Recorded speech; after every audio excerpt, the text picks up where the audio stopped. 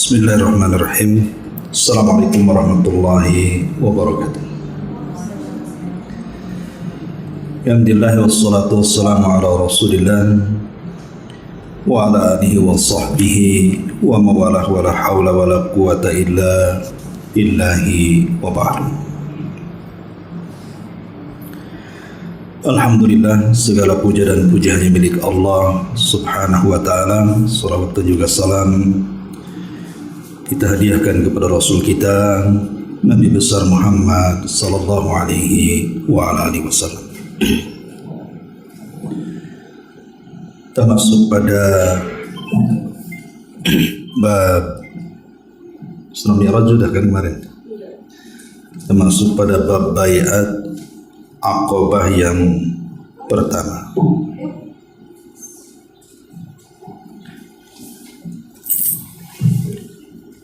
Bicara tentang baiat Aqabah yang pertama, ini menarik, kita akan bahas. Karena dari baiat inilah Nabi dan para sahabat yang ada di kota Mekah akan terbebas dari cengkraman orang-orang musyrik Arab yang terus-menerus memusuhi Nabi SAW dengan berbagai macam cara. Secara singkat saya berikan gambaran dulu supaya kalaupun tidak dibaca secara keseluruhan, ibu sudah bisa menangkap poinnya. Kalau kita menarik benang ke belakang yang sudah kita bahas, kita tahu bahwa Nabi SAW setelah mendapatkan tekanan hebat dari orang-orang Mekah, terkhusus setelah meninggalnya orang yang dicintainya Khadijah dan pamannya Abu Talib, maka Nabi SAW kemudian berdakwah ke Taif. Tapi sayang penduduk Taif lebih kejam dibandingkan penduduk Mekah, mengusir Nabi SAW dengan tidak hormat. Sampai akhirnya Allah Subhanahu wa ta'ala mengetahui bahwa Nabi SAW semakin sempit dadanya. Maka akhirnya Allah Subhanahu wa ta'ala menghibur Rasul dengan peristiwa besar yang sudah kita jelaskan, peristiwa Isra dan juga Mi'raj. Nah, setelah peristiwa Isra Mi'raj inilah keberuntungan demi keberuntungan menyapa Nabi SAW. Begitulah terkadang seseorang diuji dulu oleh Allah Subhanahu wa ta'ala sampai akhirnya Allah memberikan kebahagiaan kepadanya. Jadi jangan sangka ujian itu akan terus sampai dia mengalami kematian. Tidak, bahkan inna ma'al usri yusra. Setiap kesulitan itu pasti akan datang kemudahan. Kita tahu bahwa Baiatul Aqabah ini bicara tentang penduduk Yathrib. Penduduk Yathrib itu artinya penduduk Madinah. Karena dulu namanya bukan Madinah, namanya kota Yathrib. Di mana kota Yathrib itu diambil nama dari pembesar Yahudi yang hijrah dari Syam ke kota Madinah. Pimpinan itu disebut Yathrib. Maka dinisbatkanlah kemudian nama kota itu kepada pimpinan Yahudi. Maka disebut kota Yathrib. Di Yathrib sendiri ada 3 kelompok besar yang masing-masing memiliki kepentingan. Pertama orang-orang Yahudi, kemudian yang kedua orang-orang musyrik Yaman, dan yang ketiga kaum muslimin yang datang dari kota Mekah. Itulah penduduk Yathrib secara global. Adapun yang datang ke kota Madinah tentu kaum muslimin belakangan. Karena sebelum hijrah Rasul ke Madinah itu, Yathrib sudah dipenuhi orang-orang Yahudi, bahkan mayoritas, dan dipenuhi orang-orang musyrik yang hijrah dari Yaman ke kota Madinah. Lalu apa kepentingan orang-orang Yahudi sehingga mereka harus hijrah dari Syam, dari Yerusalem ke kota Madinah? Apa misinya? Kenapa kemudian Yahudi di zaman itu menjadi mayoritas? Tidak lain dan bukan karena ada misi agama. Sebab kalau cerita misi dunia, Madinah itu bukan tempat ekonomi yang baik. Di sana ada Syam yang memang sangat kuat ekonominya, atau Yaman, karena Yaman di zaman itu lebih berkembang dibandingkan Saudi. Tapi kenapa orang-orang Yahudi memilih Madinah? Karena menurut padri-padri ataupun pembesar-pembesar keagamaan orang-orang Yahudi di zaman itu mendoktrin umatnya bahwa di kota Madinah inilah akan muncul Nabi akhir zaman yang akan memimpin mereka untuk menguasai dunia. Tanda-tandanya adalah dataran tanah yang penuh dengan pohon kurma. Makanya berbondong-bondong setelah kekalahan Romawi dari Persia, orang-orang Yahudi banyak yang hijrah kemana-mana, tapi sebagian besar hijrahnya itu ke kota Yathrib. Bahkan di situ ada 3 kabilah besar dari 10 kabilah Yahudi yang bercokol di Madinah. Pertama Bani Quraidah, yang kedua Bani Qunaiqa, dan yang ketiga Bani Nadir. Itu 3 kabilah besar Yahudi yang bercokol di Yathrib. Jadi murni orang-orang Yahudi datang ke kota Madinah itu memang urusan agama, bukan urusan dunia. Makanya mereka bertahun-tahun harus menderita di kota Yathrib karena mengikuti fatwa daripada padri-padri mereka bahwa di situ akan muncul seorang nabi yang akan memimpin mereka menguasai dunia. Adapun orang-orang musyrik Yaman yang terdiri dari 2 kabilah besar namanya Khazraj dan Aus. Kenapa mereka sampai datang ke kota Madinah dan minta suaka tinggal di Yathrib? Karena sebuah bencana yang menimpa mereka. Jadi ada bencana alam di mana Sad Ma'rib, bendungan Ma'rib. Kebetulan saya pernah belajar di Ma'rib, jadi saya tahu di sana ada bendungan besar. Jadi bendungan itu jebol dan meluluhlantakkan banyak kabilah di zaman itu, ribuan jiwa melayang, sehingga yang selamat mereka akhirnya harus pindah dari negeri itu. Dan kisah bendungan itu tidak lepas daripada kisah kerajaan Sabah yang Allah Subhanahu wa taala gambarkan dalam Al-Qur'an tentang kerajaan Sabah itu yang ada mengait dengan Raja Balqis. Jadi kerajaan Sabah itu adalah kerajaan yang sangat subur. Bahkan Quran mengistilahkan dengan sorga karena menjadi cemburu bagi daerah-daerah di luar Sabah. Demikian makmurnya negeri Sabah sampai disebut sebagai sorga dunia di zaman itu. Bagaimana tidak? Di mana kota itu sangat bersih sekali.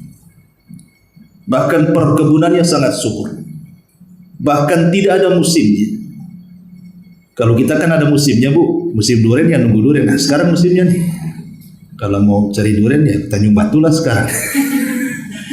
Tapi kan di zaman itu tidak ada musimnya memang. Allah anugerahkan rizki yang melimpah kepada penduduk Sabah. Sampai dikisahkan dalam buku-buku tafsir. Jadi orang kalau hendak memetik buah itu tidak perlu memetik dengan tangan. Cukup letakkan keranjang di atas kepala, masuk kebun, keluar sudah penuh. Saking nikmatnya. Bahkan kalau seandainya seorang wanita melakukan safar, ya sejauh berkilo-kilo pun tidak akan diganggu walaupun sendirian. Saking amannya dan tidak perlu bawa bekal. Karena tinggal metik buah-buahan dari kiri dan kanan saja. Dan siapapun yang punya penyakit masuk ke daerah Sabah ini keluar sudah sehat. Jadi memang subhanallah ya, kalau kita melihat ya gimana tidak surga gambarannya kerajaan Sabah ini. Cuman akhirnya karena mereka sudah keasikan dengan dunia, sudah melupakan ajaran-ajaran Nabi Sulaiman dan begitu seterusnya, akhirnya mereka kufur. Kekufuran itulah yang akhirnya Allah mengutus tikus-tikus sebesar kucing, tikus got bahasa kitanya, untuk masuk ke dalam jembatan. Jembatan di zaman itu bukan kayak kita pakai cor-coran. Mungkin kalau digigit tikus ya rontok giginya ya. Tapi di zaman itu kan bendungan pakai kayu. Sehingga tidak sadar dengan keasikan mereka, tidak pernah melihat bendungan. Tidak pernah berusaha untuk merawat bendungan. Sehingga tikus-tikus setiap hari itu digerogotilah tuh kayu-kayu itu. Sampai ketika 1-2 kayu sudah keropos, jebollah akhirnya menjebolkan semua bangunan dari bendungan Sat Ma'rib itu. Nah, air yang sangat besar itu, karena memang bendungannya besar, Bu. Sekarang kan sudah pakai tembok ya. Waktu belajar di sebuah tempat namanya Beni Tobian, kebetulan samping markasnya itu ada namanya Sail Arim yang disebutkan dalam Quran itu Sungai Arim. Sungai Arim itu kalau kering itu jadi jalan. Tapi kalau bendungan Ma'rib dibuka jadi sungai. Ya. Tetapi memang orang Baduy situ sudah tahu kalau ada kalau bendungan itu dibuka, itu kan bagikan tsunami itu. Tapi mereka sudah tahu. Belum ada pernah kejadian ada korban ke bawah banjir, enggak. Karena mereka saling berteriak antara satu desa ke desa yang lain bahwa ada air dari bendungan besar sekali itu memang. Ya, pokoknya kalau sempat ke bawah banjir nggak selamat lah. Saking besarnya itu air itu. Tapi kalau nanti bendungan itu ditutup, maka nanti setelah 2-3 hari nanti airnya surut, nanti akan membuat genangan-genangan itu. Itu ikannya banyak sekali. Ikan mujair itu bukan 3 jari, itu besarnya 2 telapak tangan segini-gini. Ikan mujair itu jumlahnya ribuan. Dan orang Yaman tidak suka ikan. Jadi anak-anak kecil itu ikan mujair yang ada di genangan-genangan itu dibuat main-main, dipukuli mati, dibiarkan. Jadi kita lah yang senang kan. Kita duduk saja di bendungan di genangan itu udah air udah masuk celana. Saking banyaknya. Jadi dalam waktu 2-3 jam itu bisa sampai 10-20 ember itu kita dapat.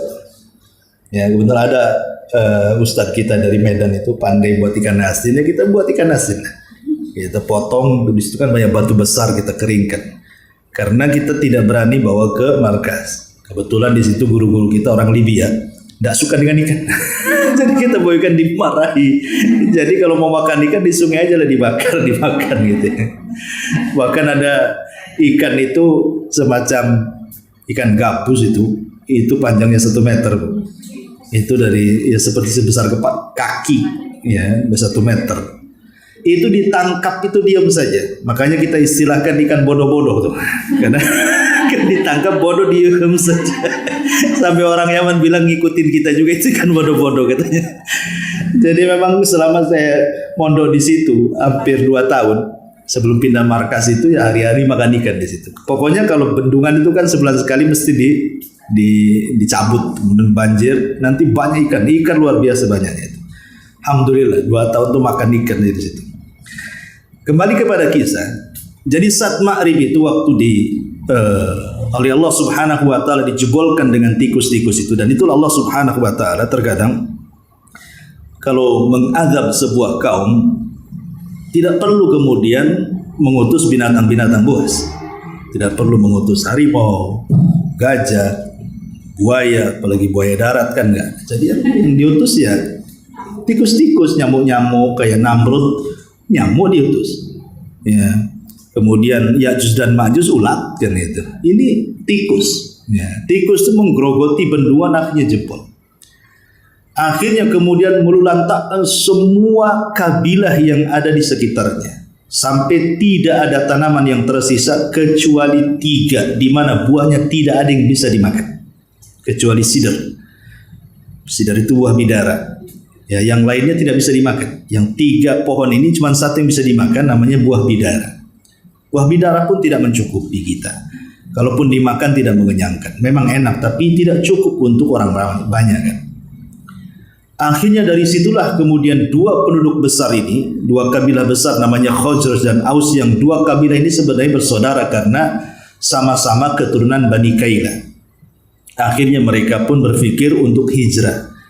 Terpikirlah kemudian ingin minta suaka ke kota Yathrib. Kenapa kota Yathrib yang dipilih? Karena Yathrib terkenal suburnya. Jadi negeri yang hijau itu ya di Madinah. Kalau Mekah kan terkenal gersangnya. Makanya di Mekah tidak ada yang bisa tumbuh.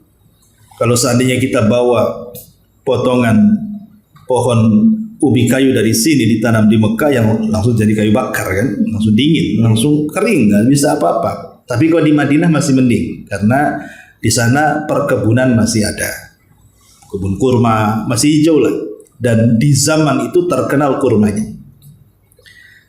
Jadi akhirnya Khazraj dan Aus ini ingin datang ke Madinah karena melihat kesuburannya, karena mereka terbiasa bercocok tanam. Di Madinah tanahnya juga bisa bercocok tanam. Disitulah dua kabilah ini datang ke Yathrib hijrah. Jadi tujuannya berbeda dengan Yahudi. Yahudi tujuannya misi agama. Kalau Khazraj dan Aus tujuannya misi dunia. Ya. Adapun kaum muslimin yang kemudian hijrah dari Mekah ke Madinah, ya jelas tujuannya sama dengan Yahudi, untuk menyebarkan Islam. Karena mereka terusir dari Mekah oleh orang-orang Quraisy Mekah. Cuman memang Allah berkehendak lain. Apapun yang kita kehendaki, kalau Allah Subhanahu wa ta'ala tidak berkehendak, tidak akan terjadi. Ataupun sebaliknya.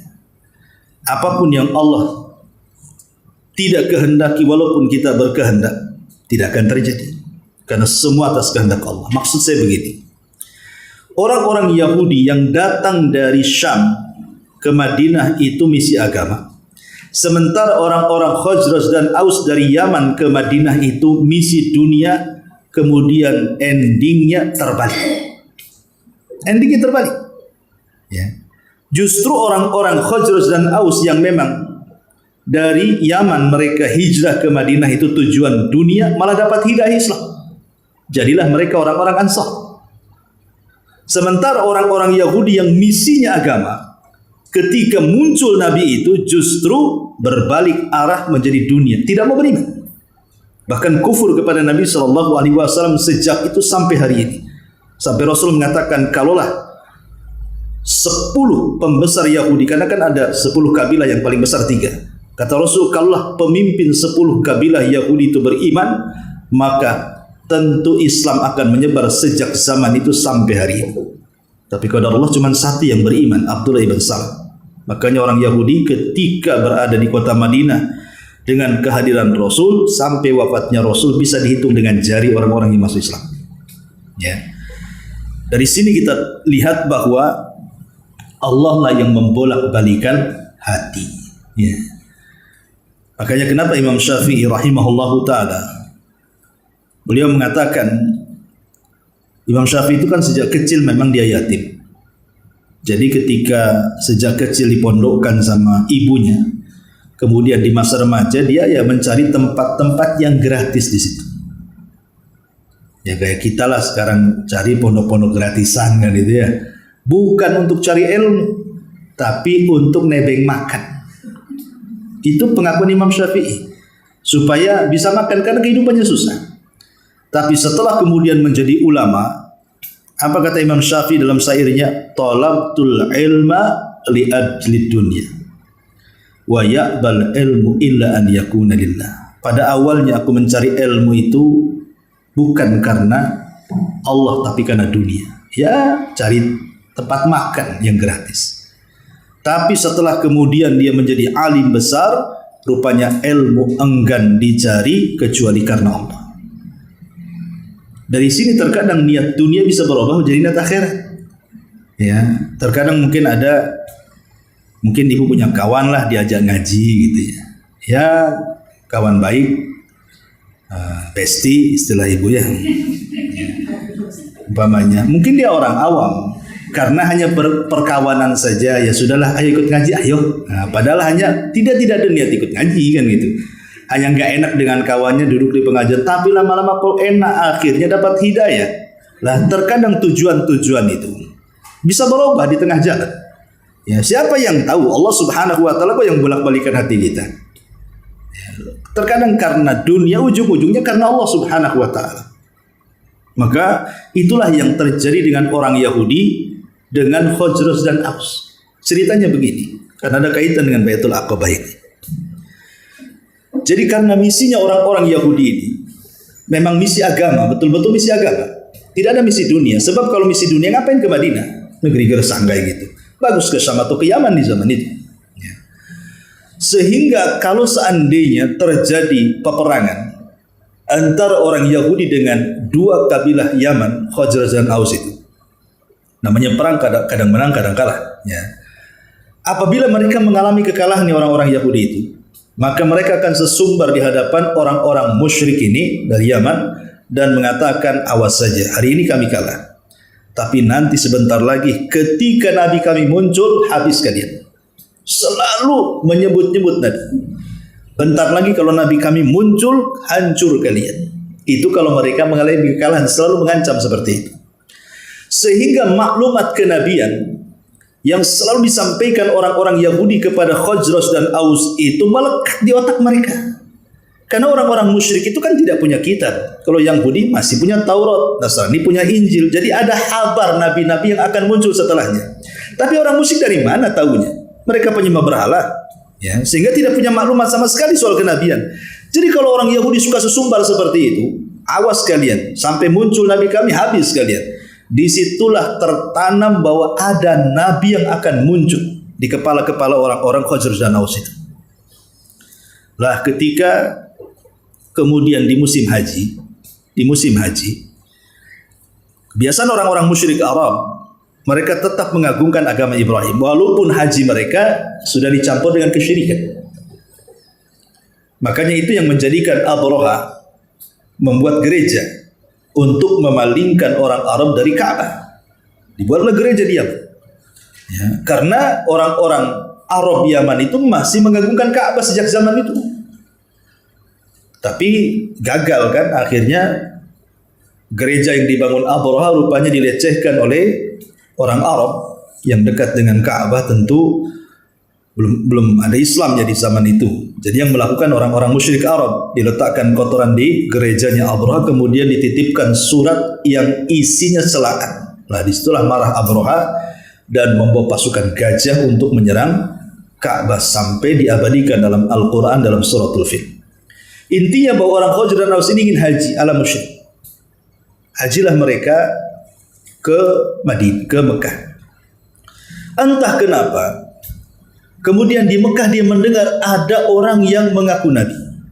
Dan diisukan ada orang yang mengaku Nabi. Sehingga masuklah ke telinga-telinga orang-orang Khazraj dan Aus ini yang sedang haji. Disitulah mereka terbayang dengan ucapan Yahudi yang di Madinah. Awas kalau seandainya ada Nabi kami, habis kalian. Jadi mereka berpikir, jangan-jangan yang dimaksud orang Yahudi itu Nabi ini yang baru muncul di Mekah. Padahal yang dimaksud Yahudi Nabi itu maksudnya Nabi keturunan mereka dari Bani Israel. Sementara Nabi kita kan orang Arab, keturunan Bani Ismail. Beda, yang satu menginginkan Bani Israel, yang satu Bani Ismail. Ya, yang satu keturunan Ishak, maksudnya orang Yahudi, yang satu keturunan Ismail, maksudnya orang Arab. Jadi Khazraj dan Aus menyangka, jangan-jangan ini yang dimaksud ini. Akhirnya mereka mengatakan, kalau begitu kita beriman duluan kepada Nabi ini sebelum orang-orang Yahudi tahu. Lihat bagaimana Allah Subhanahu wa taala berkehendak. Ratusan tahun orang Yahudi menunggu-nunggu dan menanti-nanti Nabi. Sementara orang musyrik yang tidak tahu menahu soal Nabi, justru mereka beriman duluan dibandingkan orang Yahudi yang ratusan tahun mereka di atas misinya. Itu hidayah dari Allah nanti. Dan perlu diketahui bahwa Khazraj dan Aus ini ketika sampai di kota Madinah atau di Yathrib dan mereka berpisah kongsi, karena bagaimanapun ada satu peristiwa di mana terjadi pembunuhan di mana orang Khazraj membunuh orang Aus. Padahal mereka dua kabilah yang sama-sama bersaudara, sama-sama dari keturunan Bani Kailah. Gara-gara pembunuhan itu tertanamlah permusuhan, kebencian Khazraj kepada Aus selama 120 tahun lamanya. Dendam turunan. Makanya dua kabilah ini tidak pernah akur. Akurnya setelah masuk Islam. Jadi orang Ansar dua-duanya. Tapi sebelum jadi orang Ansar nih, dua-duanya musuhan. Bayangkan 120 tahun itu. Apa enggak dendam kesumat tuh? Yang makanya disebut Hamiyatul Jahiliyah tuh. Jadi dendam membawa anak turunan namanya. Yaitu bukan 7 turunan lagi kalau 120 tahun udah lewat 70 turunan tuh. Ya. Jadi akhirnya mereka saling perang. Lah di tubuh Yahudi kurang lebih juga rupanya. Antara Bani Quraidah bermusuhan dengan Bani Qunaiqah, Bani Qunaiqah bermusuhan dengan Bani Nadir. Yang anehnya kemudian antara Yahudi dengan Khazraj kadang bergabung, Yahudi yang lainnya bergabung dengan Aus. Jadi kacau balau Madinah itu. Jadi sudah kacau dengan peperangan antar kabilah. Itu sebelum datangnya Nabi. Lah setelah kemudian orang Khazraj ini haji, berjumpa dengan Rasul kemudian beriman karena terngiang dengan doktrinnya orang Yahudi. Akhirnya mereka pun berjanji untuk berbaiat. Itulah yang disebut dengan Baiatul Aqabah. Ya, janji berbaiat untuk masuk Islam. Ya. Masyarul muslimat yang dimuliakan Allah Subhanahu wa taala, sebaliknya ketika Nabi sudah sampai di kota Madinah hijrah, bahkan pembesar Yahudi sudah tahu dia seorang nabi. Dari mana? Dari ciri-ciri yang selama ini mereka dengar dari padri mereka. Seperti kisahnya Huyai ibn Akhtab. Huyai ibn Akhtab itu mertua Nabi sebenarnya. Karena Safiyah itu istri Nabi. Safiyah itu istri Nabi dan dia satu-satunya istri Nabi dari kalangan Yahudi. Lah jadi ayahnya Huyai ibn Akhtab ini membenci Nabi SAW. Jadi ketika dia mendengar bahwa orang yang ngaku Nabi itu sampai di Kuba, Madinah, ya. Jadi Huyai ibn Akhtab ini mengajak saudaranya namanya Yasir. Yuk Yasir, kita intip betul tak tuh orang yang ngaku Nabi yang hijrah ke tempat kita dia Nabi. Pagi-pagi buta tuh dua orang itu berangkat dari kota menuju Kuba. Sesampainya di Kuba dia memperhatikan gerak-gerik Nabi. Mulai dari wajahnya, fisiknya, akhlaknya, ucapannya dan begitu seterusnya. Subhanallah 100% cocok dengan yang dihabarkan oleh padri mereka bahwa dengan ciri-ciri itu dia Nabi. Jadi sore hari Huyai ibn Akhtab dan Yasir ini pulang karena sudah memastikan dia Nabi 100%. Di tengah jalan si Yasir ini bertanya kepada Huyai saudaranya, "Ya Huyai, huwa, apakah memang dia itu yang dimaksud? Maksudnya dia seorang Nabi?" Kata Huyai, tokoh Yahudi ini mengatakan dia. Memang dia Nabi. Jadi Yasir mengatakan kalau dia Nabi, kalau gitu kita ikuti dia lah kan gitu. Kalau memang jelas-jelas Nabi, sudah ratusan tahun kita menunggu. Sekarang Nabinya sudah ada. Kalau gitu ikuti dia. Apa kata Huyai bin Akhtab? Oh tidak bisa. Selama nyawa dikandung badan, maka saya akan memusuhi dia sampai menjemput kematian. Sudah tahu kebenaran, tapi tetap saja ada i'tikad kejahatan. Itulah dekilnya orang-orang Yahudi. Makanya wajar kalau katakan summa qasat qulubuhum. Keras hatinya orang Yahudi itu. Sudah jelas kebenaran di depan mata, tidak juga ikut kebenaran. Makanya kalau ada orang yang dinasihati dengan kebenaran, dinasihati ini Qur'annya, ini sunnahnya, ini fatwa ulamanya, tetap ngeyel, Yahudi kamu ini. Itu ya orang Yahudi kayak gitu tuh. Akhlak Yahudi menolak kebenaran dan itu kesombongan masalahnya. Karena sombong itu kata Nabi SAW, safahul haq atau raddul haq wa ghamdun nas, menolak kebenaran dan meremehkan orang, dan itu cirinya orang Yahudi. Menolak kebenaran Rasul dan meremehkan Nabi SAW. Nah disebutkan di dalam buku yang kita bahas ini, rupanya nama-nama kan ada perbedaan Bu ya. Antara nanti baiat itu ada dua. Sebelum hijrah Rasul itu baiat ada dua macam. Ada namanya baiat Aqabah pertama, ada baiat Aqabah yang kedua. Jadi baiat Aqabah ada dua. Ada yang pertama dan ada yang kedua. Apa bedanya? Ya. Pertama dari segi jumlah. Memang jumlah pada baiat Aqabah yang pertama cuma 7 orang saja. Tapi baiat yang kedua sekitar 70 orang kurang lebih. Ya. Kemudian yang kedua, baiat Aqabah yang pertama ini murni soal keimanan, keislaman. Mereka ingin masuk Islam. Tapi baiat yang kedua ini bicara soal hijrah. Soal hijrah. Soal perlindungan kepada Nabi SAW dan penjagaan kepada Nabi. Ya.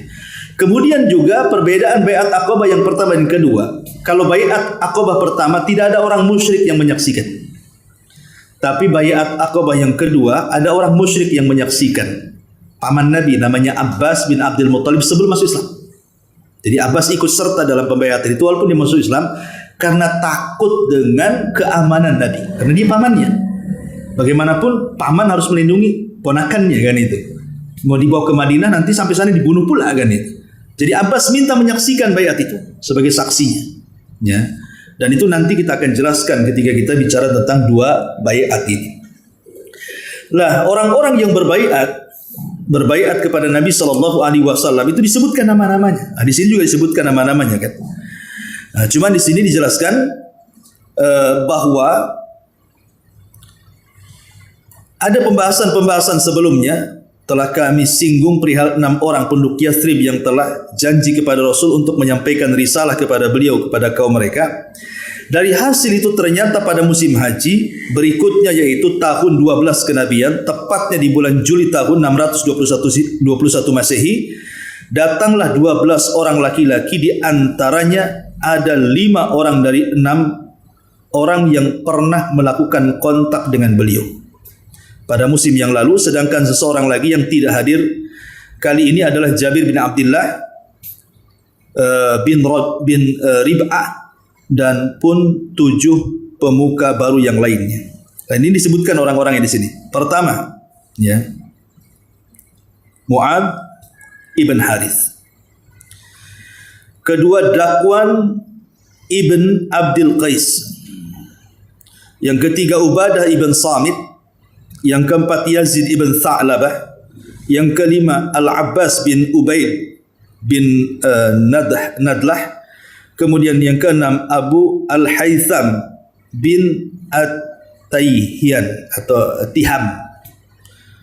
Abu Haytham ibn Tihan ini ada kisah yang menarik. Jadi khusus sahabat yang keenam ini kita ingat ketika kita berbicara tentang surah At-Takatsur. At-Takatsur hatta zurtumul sampai kepada yauma latus alunna yauma idzin anin naim. Nah, kalimat latus alunna yauma idzin anin naim ini turun ketika Nabi SAW berkunjung kepada sahabat yang keenam ini, Abu Haytham ibn Tihan ini. Jadi ketika itu Madinah pernah paceklik hebat, tidak turun hujan. Sementara kita tahu Madinah itu perkebunan, kalau tidak ada air kan mati nanti kebun-kebun kurma. Akhirnya karena paceklik cukup lama, kemudian juga persediaan makanan makin sedikit, sudah banyak kelaparan, binatang-binatang juga sudah mulai banyak yang mati ketika itu. Jadi di puncak-puncak kelaparan itulah Nabi, Umar dan Abu Bakar keluar. Tiba-tiba Nabi keluar sendiri, Abu Bakar, Umar keluar sendiri. Di tengah jalan berjumpalah kemudian 3 manusia mulia ini. Jadi Nabi bertanya kepada Abu Bakar dan Umar itu, "Ma akhrajakuma? Kenapa kalian bisa keluar siang-siang bolong kayak gini?" Karena orang Arab tidak terbiasa keluar siang karena panas luar biasa kan itu. Kalau kita malah siang-siang cari kuliner. Jadi kalau zaman dulu siang-siang malah di rumah karena keluar panas gitu ya. Jadi mereka mengatakan, "Ju ya Rasulullah." Lapar wahai Rasul, sambil membuka selendangnya, karena pakaian di zaman itu kan kayak pakaian ihram. Ya, jadi kalau buka perut mudah gitu ya. Zaman sekarang buka perut pakai buka kancing. Kalau zaman dulu ya namanya pakaian ihram, ya tinggal digini aja kan. Rupanya ada batu yang diikat di perut. Itulah sistem orang dulu untuk menahan lapar. Jadi kalau lapar, letak batu diikat. Kalau ingin ibu coba aja nggak apa-apa. Ya. Tapi saya yakin ibu tidak pernah lapar masalahnya. Sebab kalau lapar langsung Indomie biasanya atau mie gelas. Intinya bahwa begitu caranya. Rupanya keduanya bertanya kepada Rasul, "Wa ma akhrajaka ya Rasulullah?" Lalu apa yang menyebabkan kau keluar di siang-siang bolong ini wahai Rasul? Kata Rasul, "Ju ya Abu Bakar, sama aku juga lapar." Dibukanya kemudian baju Rasul, rupanya bukan 1 batu, 2 batu lagi diletakkan sama Nabi. Artinya Nabi lebih lapar dibandingkan Abu Bakar dan Umar gitu. Jadi Nabi SAW mengajak sahabat Abu Bakar dan Umar ke rumah ini Abu Haytham bin Tihani. Kalau begitu ayo kita bergerak ke rumahnya Abu Haytham bin Tihani. Kebetulan berada di perbatasan kota Madinah. Jalan jauh Abu Bakar dan Umar dan Nabi SAW ke rumah Abu Haytham ini. Belah kebetulan memang dia dikenal dengan dermawannya. Orangnya suka ngasih-ngasih gitu ya. Suka sedekah. Jadi ketika sampai di rumah Abu Haytham ini, rupanya tidak mendapatkan Abu Haytham, yang didapatkannya istrinya. Sebagai adab, maka Rasul menunggu di luar sampai datangnya Abu Haytham ini. Setelah lama ditunggu, muncul Abu Haytham dengan membawa air tawar. Rupanya dia keluar sedang mencari air tawar dan tamar kurma. Jadi ketika melihat Nabi SAW, ya gimana tidak bahagia? Tidak ada tamu semulia mereka.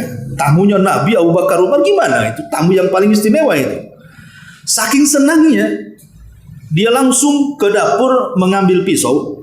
Kemudian dia langsung menuju kambing yang merupakan pejantannya. Jadi kambing yang paling besar gitu ya, pejantannya itu mau disembelih sama dia untuk menghargai Nabi, menghormati Nabi.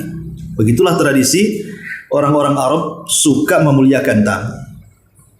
Walaupun tradisi ini sejak zaman jahiliyah sudah ada. Karena orang Arab itu sejak zaman jahiliyah memang terkenal suka menghormati tamu mereka. Ketika mau disembelih, Rasul kaget, langsung memegang tangan Abu Haytham dan mengatakan, jangan kau sembelih yang itu, katanya. Sembelihlah yang ini saja. Kemudian Rasul menunjuk ke kambing yang kurus. Karena itu kan pejantannya masalahnya kan, yang ini saja.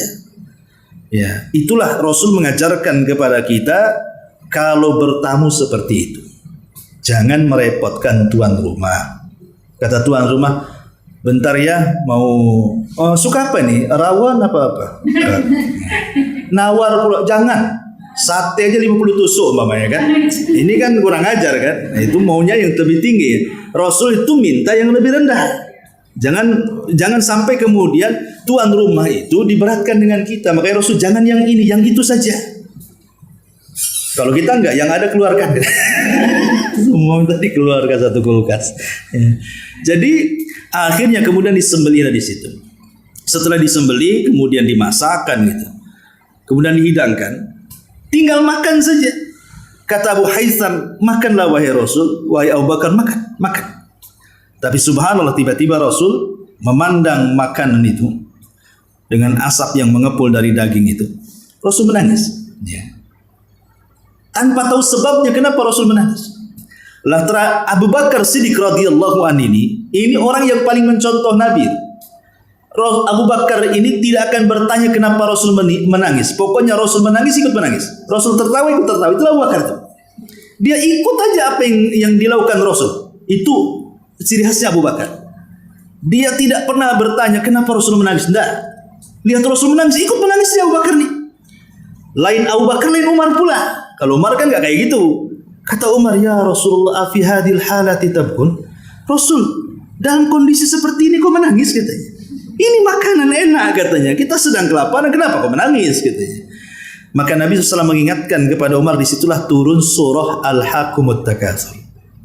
Sampai kepada ayat la tus'alunna yawma idzin anin na'im. Ingat wahai Umar, ini daging yang kita makan, minum air segar, air tawar yang kita minum, ini tamar kurma yang kita akan santap, ini semua akan ditanya di hadapan Allah.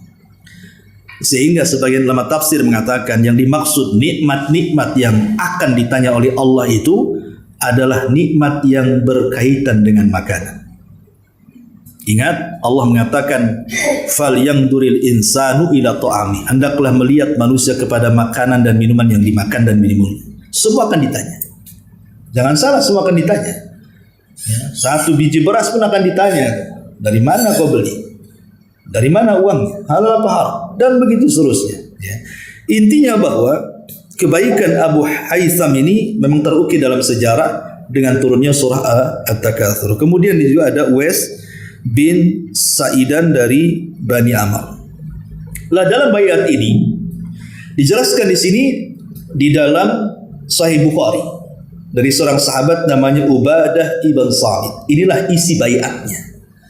Jadi isi baiatnya tercantum dalam hadis Ubadah bin Samit yang dikeluarkan Imam Bukhari. Apa kata Ubadah bin Samit? Ya. Nabi SAW bersabda, kemarilah berbaiat kepadaku. Baya'uni. Baiatlah aku, kata Rasul. Untuk yang pertama, untuk tidak menyekutukan Allah dengan satu apapun. Dari sini kita tahu poin baiat yang pertama, bahwa tauhid adalah prioritas dakwah para nabi. Karena yang pertama Rasul meminta, kalau kalian sudah membaiat aku, maka jangan melakukan kesyirikan. Dari sini kita tahu bahwa semua dakwah para nabi, semua dakwah para utusan Allah Subhanahu wa taala, mereka mendakwahkan dakwah ini.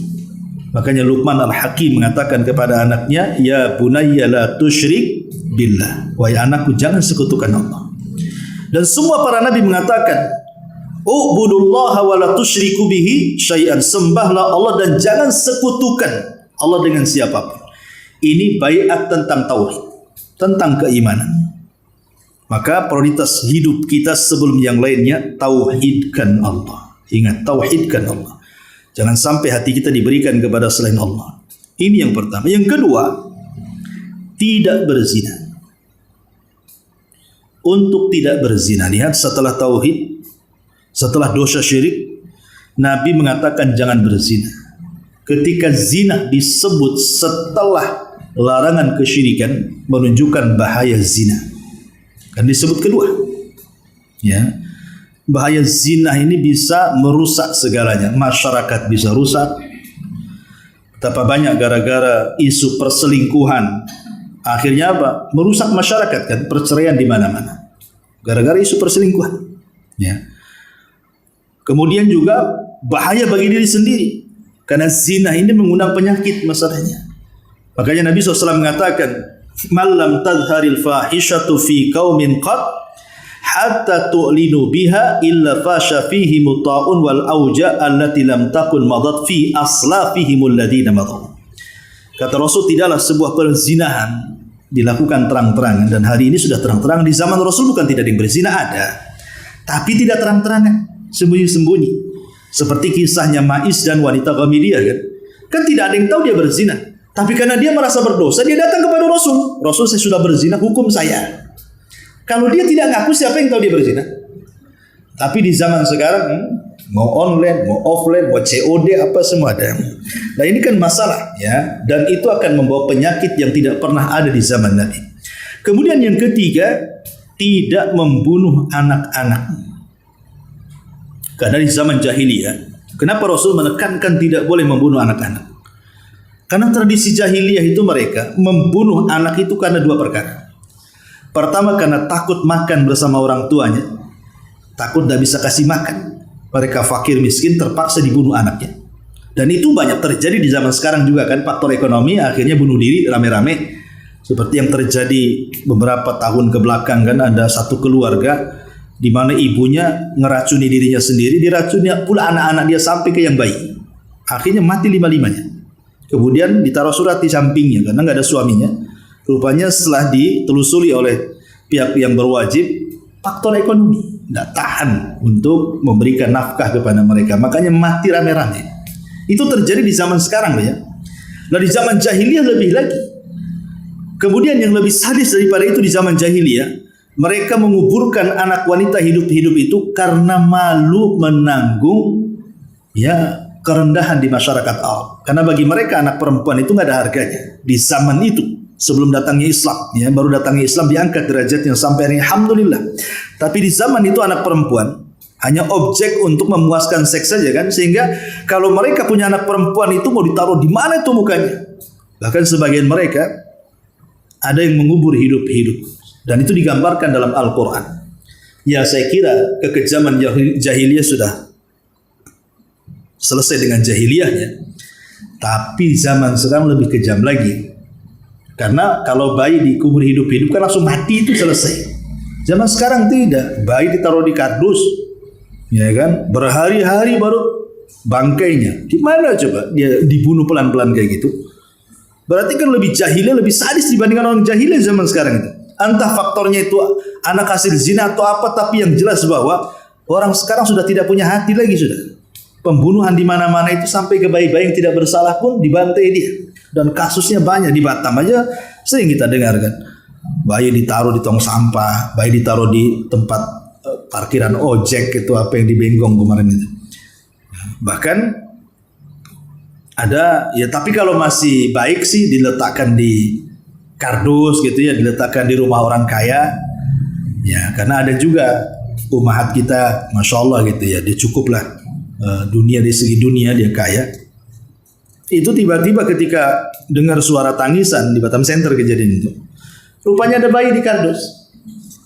Ya, alhamdulillah akhirnya dirawat dia sampai besar. Nah, setelah besar ngeluh ibunya, kenapa? Ibunya baru datang mau ngambil, kan kurang ajar. Sudah besar, sudah remaja anak itu, tiba-tiba muncul ibunya. Ya, ngaku ibunya, kalau percaya tes DNA mau diambil lagi anaknya. Itu kan maksud dia akal ibunya itu. Ya kalau itu masih mendingan lah kan, itu ya ditaruh di depan orang kaya, akhirnya dirawat jadi besar, pintar pula anak tuh. Intinya bahwa baiat yang ketiga untuk tidak membunuh anak-anak. Kemudian yang keempat, untuk tidak berdusta. Dusta di orang-orang Arab itu, Bu, itu aib. Jahiliyahnya orang jahiliyah. Dusta bagi mereka itu aib. Mereka tidak mungkin berdusta. Padahal mereka jahiliyah. Tapi kalau urusan dusta, mereka sangat dianggap aib sekali. Terbukti ketika Amr ibn As saat dia masih kafir, belum masuk Islam. Dia bertandang ke rumah si Nabi palsu namanya Musailamah al-Kadzdzab. Jadi Musailamah al-Kadzdzab, si Nabi palsu ini, itu di akhir-akhir hayat Rasul, ngomong sama Amr bin As ini. Amr bin As ini kan kawannya Khalid bin Walid, masuk Islamnya telat, setelah 20 tahun baru masuk Islam tuh.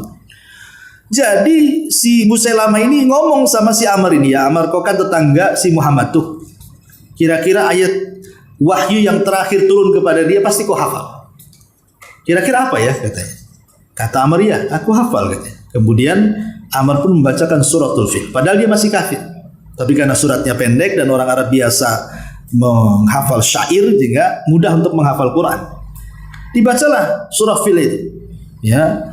Alam tara kaifa fa'ala rabbuka bi ashabil fil alam yaj'al kaidahum fi tadlil wa arsala alaihim tayran ababil tarmihim bi hijaratin min sijil faj'alahum ka'asfin ma'kul. Kata Musailamah al-Kadzdzab, sungguh setelah Jibril mendatangi si Muhammad, malamnya dia datang kepada aku katanya. Ya. Kemudian menurunkan suratul Difda katanya. Surah Difda, surah kodok. Ya. Kalau satunya kan surah gajahnya, yang satunya surah kodok. Ya. Jadi kata Amr ibn As, kalau begitu sebutkan surah kodokmu tuh katanya.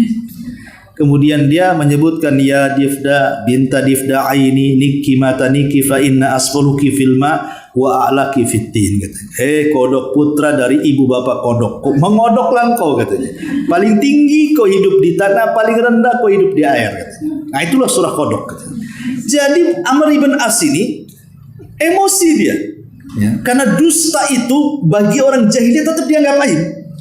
Dia mengatakan, wallahi innaka lakadzib. Demi Allah engkau ini pendusta wahai Musailamah. Padahal sama-sama musyrik, sama-sama kafir. Yang namanya sama-sama kafir kan harus saling membela kan begitu. Enggak juga, kalau dusta ya dusta. Itulah orang kafir itu. Nampak saja mereka bersatu. Tahsabuhum jami'an wa qulubuhum syatta. Nampak kau lihat mereka bersatu, hakikatnya mereka berpecah belah itu. Lah kalau sekelas Amr bin As yang kafir menganggap berdusta Musailamah al-Kadzdzab, menunjukkan bahwa dusta itu aib menurut orang-orang Arab di zaman jahiliyah kan. Kalau kita subhanallah pada sudah keluar dari jahiliyah, dusta jadi kebiasaan. Terutama orang pinjam uang. Ya, itu suka dusta. Makanya Rasul mengatakan, banyak-banyaklah berdoa dalam salat itu, Allahumma inni a'udzubika minal ma'tsam wal maghram. Setelah kita membaca 4 perlindungan sebelum salam, bacalah doa itu. Allahumma inni a'udzubika minal ma'tsam wal maghram. Ya Allah, aku berlindung dari kamu dari perbuatan dosa dan dari hutang. Istri Nabi Aisyah radhiyallahu anha atau Ummu Salamah radhiyallahu anha mengatakan, ya Rasulullah, aku dengar engkau selalu membaca doa itu, apa kau punya hutang? Kata Rasul, tidak, aku tidak punya hutang. Tetapi Ummu Salamah, orang itu kalau berhutang pasti satu, idza haddatsa kadzab, wa idza wa'ada akhlaf. Kalau dia ngomong pasti dusta. Kalau dia berjanji pasti khianat. Itulah orang berhutang. Orang berhutang ini dua aja tuh. Kalau ngomong pasti dusta. Kalau janji pasti khianat. Kecuali orang yang amanah. Kalau yang amanah ya waktunya bayar ya bayar kan itu. Tapi kalau yang tidak amanah pasti dua itu terkena. Ya, kapan mau bayar? Minggu depan. Minggu depannya datang belum ada uang, kan dusta tuh. Ya. Kapan mau bayar minggu depan? Itu kan janji namanya. Setelah minggu depan kok tadi bayar? Itu namanya khianat. Makanya orang yang berhutang ini kalau dia tidak amanah persis seperti yang disabdakan Rasul. Karena kalau bicara dia dusta, kalau dia janji pasti khianat. Itulah kenapa sebabnya aku mengulang-ulang dua ini kata Nabi. Ya. Intinya bahwa yang kelima di antara isi baiatnya jangan berdusta. Yang kamu buat antara tangan dan kakimu. Dan yang keenam, tidak durhaka terhadap. Maksudnya jangan sampai kemudian menyelisihi sunnah Nabi. Jangan durhaka kepada dalam hal yang ma'ruf, dalam hal kebaikan. Siapa saja di antara kamu yang menepati, maka Allah lah yang akan mengganjar pahalanya. Dan siapa saja yang melakukan sesuatu dari hal itu, lalu dia melakukan dari hal itu lalu diberi sanksi karenanya di dunia, maka itu adalah penebus dosa baginya. Siapa saja yang mengenai sesuatu dari hal itu lalu Allah tutup aibnya, maka urusannya tergantung kepada Allah. Jika dia menghendaki, dia mengadabnya, dan jika dia berkehendak, dia akan memaafkannya. Maksudnya di sini kan salah satunya jangan berzina. Kalau seandainya ada orang yang berzina, naudzubillah, kemudian tidak terkena hukum Islam. Karena orang berzina ini kalau dia masih anak muda dan belum menikah kan dicambuk 100 kali, diasingkan setahun. Tapi kalau dia sudah pernah menikah, entah janda atau duda, atau yang masih menikah terikat dengan suami istri, kemudian dia berzina, dalam Islam itu dirajam sampai mati. Tapi kalau seandainya qadarullah orang yang dirajam itu tidak ketahuan, dia berzina tidak diketahui, maka ini urusannya dengan Allah. Ya, urusannya dengan Allah. Jadi Allah nanti yang akan membalasnya. Karena dosa zina termasuk dosa besar, bukan dosa syirik dan kekufuran. Maka di bawah kehendak Allah. Kalau Allah mau ya Allah ampuni, kalau Allah mau ya Allah bersihkan dulu. Sampai dia bersih kemudian dimasukkan ke dalam surga. La Ubaidah berkata, lalu aku membaiat beliau atas hal itu. Dalam naskah yang lain disebutkan, lalu kami membaiatnya atas hal itu. Ya, wallahu alam. Ini di antara gambaran baiat Aqabah yang pertama. Nanti Ibu baca sendirilah. Karena maaf Ibu tidak ada tanya jawab.